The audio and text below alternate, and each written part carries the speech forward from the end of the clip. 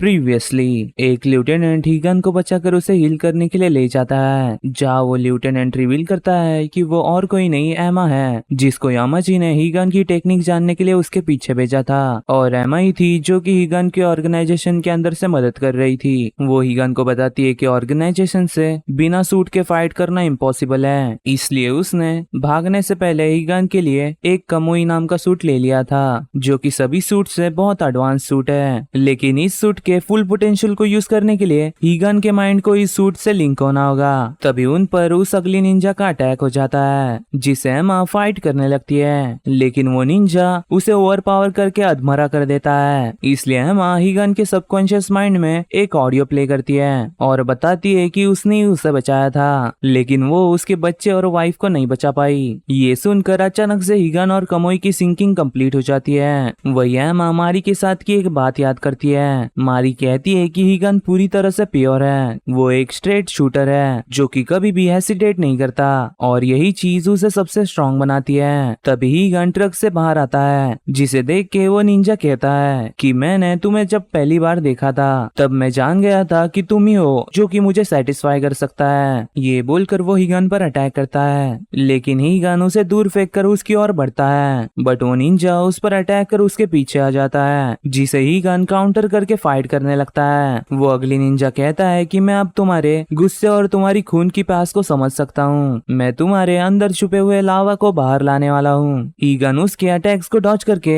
एमा की बात को याद करता है कि तुम जितने इंटेंसली सोचोगे उतना ही फास्ट वो सूट काम करेगा। वही ऑल ऑफ सडन हीगन की स्पीड और पावर बढ़ जाती है। ये देखकर वो निंजा हीगन पर फायर ब्लास्ट करता है, लेकिन हीगन उसके फायर को काटते हुए उसे एक ट्रक में स्ट्रैप कर देता है। तभी उस निंजा को रियलाइज होता है कि एक रियल निंजा ऐसा होता है। वो कहता है कि मैं तुम्हारे अगेंस्ट कुछ भी नहीं कर पाया, लेकिन तुम्हें पता है क्या कि मुझे कोई भी रिग्रेट नहीं है। मुझे ये भी याद नहीं कि मैंने लास्ट टाइम इतना मजा कब किया। फिर वो खुद को और हीगन को बॉम्ब से उड़ाने जाता है, लेकिन हीगन ऐसा नहीं होने देता। हीगन कहता है कि तुम्हारी मौत कैसी भी हो, लेकिन वो क्विक और पेनलेस नहीं होगी। कुछ देर बाद लेफ्टिनेंट्स और यामाजी के पास उस निंजा का सर आता है, जो कि हीगन ने एज अ वार्निंग भेजा था। वही सीईओ को इससे ज्यादा कुछ फर्क नहीं पड़ता। वो पूछता है कि क्या हम उसे बहुत सारे पैसे देके उसे खरीद नहीं सकते क्या। यहाँ पर सीईओ को सिर्फ हीगन के सूट का डाटा चाहिए था। तभी यामाजी वहाँ से जाने लगता है और कहता है कि मैं प्लान को थोड़ा स्पीड अप करने वाला हूँ, हमारा ग्रेट कॉज ही है जो कि मैटर करता है। ये बोलकर वो वहाँ से चले जाता है। दूसरी तरफ एमा हीगन को बताती है कि चिंता मत करो, वो अभी के लिए कुछ नहीं करेंगे। और लेफ्टिनेंट्स जो कि ग्योशोको गेयर को पहनते हैं, उन्हें ऑर्गेनाइजेशन में अल्टीमेट पावर माना जाता है, लेकिन उनके उस छवि के तुमने टुकड़े टुकड़े कर दिए हैं, इसलिए वो जब तक तुम्हें मारने के लिए एक अच्छा प्लान नहीं बना लेते हैं तब तक वो कुछ नहीं करेंगे।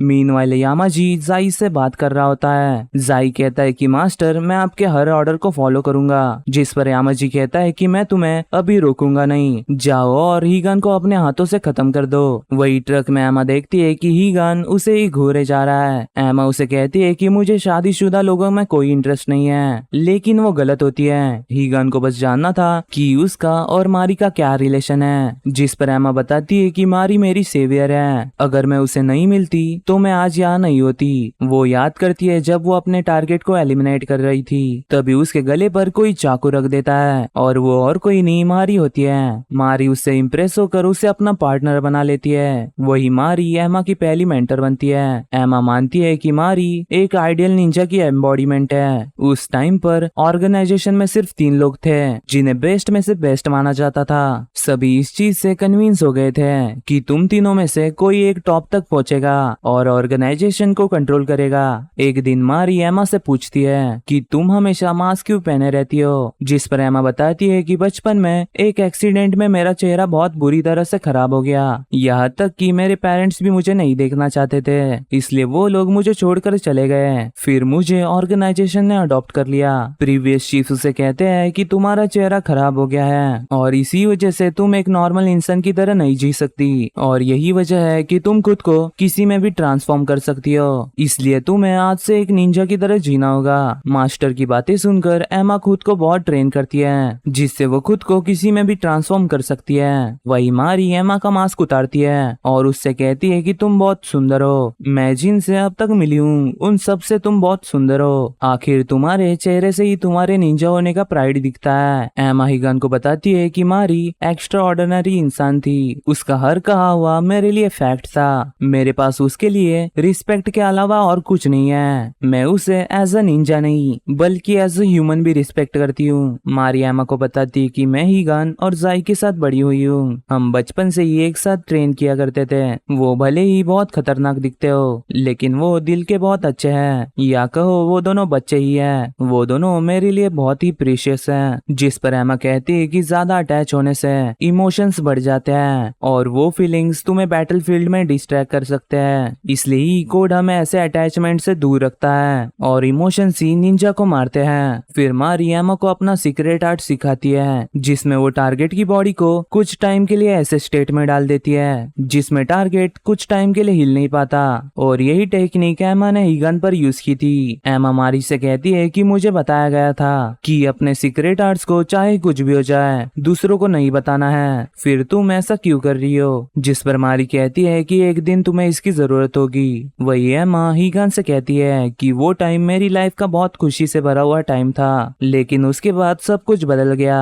फिर यामाजी चीफ बन जाता है और बाहरी लोगों के साथ कॉन्ट्रैक्ट साइन करके उन्हें ऑर्गेनाइजेशन में इनवाइट करता है। एक दिन यामाजी एमा से पूछता है कि तुम्हें क्या लगता है कि एक निंजा का प्राइड क्या होता है? जिस पर एमा कहती है कि जापान की पीस को प्रोटेक्ट करना। यामाजी कहता है कि क्या होगा अगर जापान का नाम ही मिट जाए तो हम निंजास का क्या होगा? वही प्रीवियस चीफ मरने की हालत में होते हैं। इसलिए यामाजी धीरे धीरे सभी चीजों का कंट्रोल संभालने लगता है पर कुछ निंजास इसके अगेंस्ट थे। एमा मारी से कहती है कि ऑर्गेनाइजेशन बहुत तेजी से बदल रही है लेकिन तुम्हारे चीफ बनने से ये रुक सकता है। जिस पर मारी कहती है कि इसके बारे में भूल जाओ, मेरे पेट में एक बच्चा है और मैं एक इंसान से प्यार करती हूँ। अब जब मैंने कोड तोड़ दिया है तो यहाँ पर मेरी कोई जगह नहीं। ये सब सुनकर एमा शॉक हो जाती है। कुछ टाइम बाद हीगन को भी पता चल जाता है कि मारी प्रेग्नेंट है, इसलिए वो दोनों आगे की प्लानिंग करने लगते हैं। वही दूसरी तरफ चीफ की डेथ हो जाती है। ये देखकर यामाजी अनाउंस करता है कि ऑर्गेनाइजेशन जापान को छोड़कर ग्रेटर पावर के अंडर आने वाली है। इससे सभी अपसेट हो जाते हैं लेकिन यामाजी क्लियर करता है कि अगर कोई इसे नहीं मानेगा तो उसे एक्साइल के कर मार दिया जाएगा।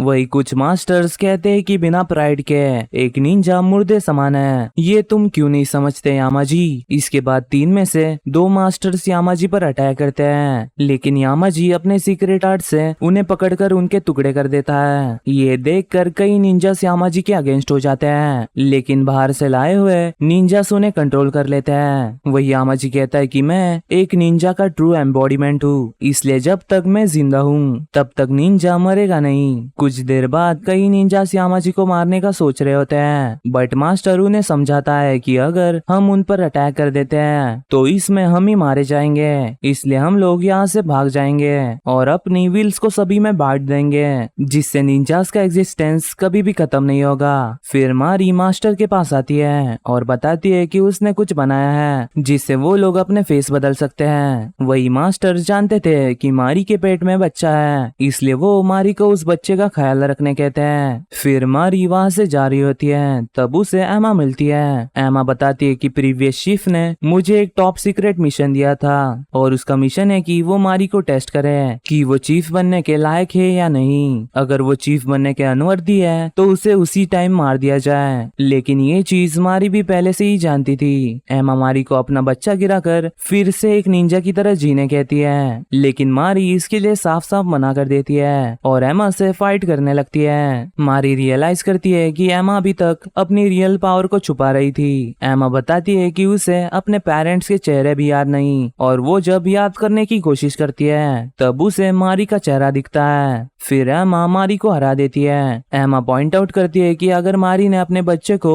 सही टाइम पर नहीं बचाया होता तो वो जीत जाती। वही एमा मारी को मारने में हेजिटेट करती है और बताती है कि मैं एक रियल निंजा बनना चाहती थी लेकिन अब सब कुछ बदल रहा है। अगर मैं यहाँ से भाग भी गई तो भी मुझे अपनी पूरी लाइफ छुप कर जीना होगा और ऐसी लाइफ मैं नहीं जीना चाहती, इसलिए मैं खुद को एक निंजा की तरह खत्म करने वाली हूँ। लेकिन मारी ऐसा नहीं होने देती। मारी एक्सप्लेन करती है कि निंजास के पास इमोशंस नहीं होते हैं, इसलिए वो एक फैमिली क्या होती है ये कभी नहीं समझ सकते।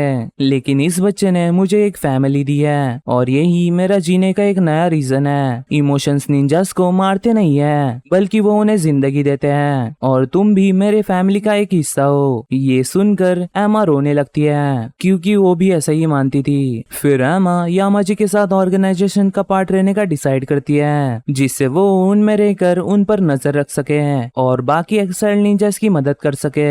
इसके बाद भी एमा मारी के साथ कांटेक्ट में रहती है और ये भी बताती है कि उसे एफबीआई में घुसने का मिशन दिया गया है। वही मारी बताती है कि उसने कभी सोचा नहीं था कि एक बच्चे को संभालना इतना मुश्किल होता है। एमा बताती है कि मारी जब लड़ा करती थी तब उसका मेन गोल किसी को डिफेंड करना ही रहता था। मुझे लगता है कि वो एक ट्रू निंजा का एग्जाम्पल है, इसलिए मैं भी मारी की तरह अपनी ड्यूटी पूरी करना चाहती हूँ। और मैं जब ऑर्गेनाइजेशन में थी तब मैंने पता लगा लिया था कि यामाजी का मास्टर प्लान क्या है, और इस टाइम वो अपने मास्टर प्लान को एग्जीक्यूट करने में ही लगा है। And that's it for today. मैं मिलता हूँ आपको अगली वीडियो में, तब तक के लिए सायोनारा।